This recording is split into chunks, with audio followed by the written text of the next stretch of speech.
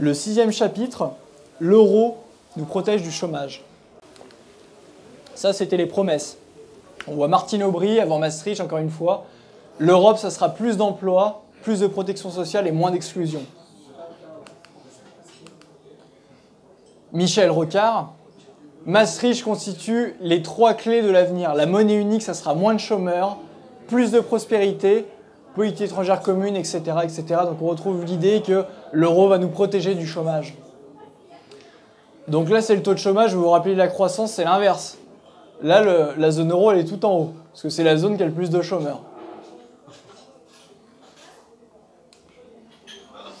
Encore une fois, on peut faire la comparaison au sein de l'Union européenne entre les pays qui ont décidé d'adopter l'euro et ceux qui n'ont pas décidé d'adopter l'euro.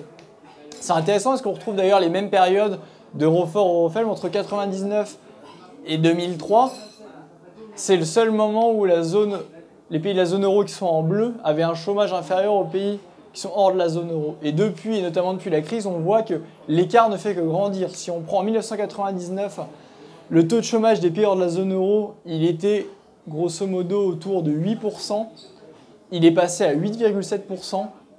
Alors que les pays qui sont dans la zone euro, le chômage était à 9,8%, il est passé à 11,9%. Vous voyez la différence de chômage entre les pays qui sont dans la zone euro et ceux qui ne sont pas. Et après, ils osent vous dire, l'euro nous protège de la crise et l'euro va vous protéger du chômage. Mais de qui se moque-t-on ? Et encore une fois, dans le sein des divergences intra-zone euro que je vous expliquais tout à l'heure pour la croissance, on retrouve la même chose au niveau du chômage. Vous voyez bien qu'il y a des pays qui voient leur taux de chômage exploser et des pays qui restent assez faibles. Pourquoi ? Parce qu'il y a des pays pour qui le taux de change de l'euro est bon, pour schématiser les pays du Nord, et il y a des pays pour qui de partager la même monnaie avec ces pays-là et vis-à-vis de l'extérieur, le taux de change de l'euro est trop élevé. Donc pour eux, c'est un suicide économique et ça se traduit par de plus en plus de chômeurs. Vous savez qu'en Espagne et en Grèce, il y a plus de 25% de chômeurs, il y a plus de 50% de chômage chez les jeunes. C'est une catastrophe. Hein. Et l'écart ne fait que grandir parce qu'effectivement, quand on partage une même monnaie, à chaque fois, c'est les pays les plus compétitifs qui en profitent et les pays qui sont les moins compétitifs deviennent de plus en plus faibles.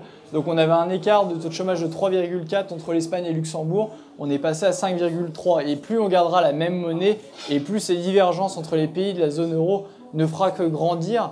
Parce que c'est mathématique in fine au niveau de l'économie, au niveau de la macroéconomie. C'est ce que je vous ai expliqué tout à l'heure, de figer la parité, ça va amener à des taux de croissance divergents, ça va amener à des compétitivités de plus en plus divergentes et donc à des taux de chômage de plus en plus divergents également.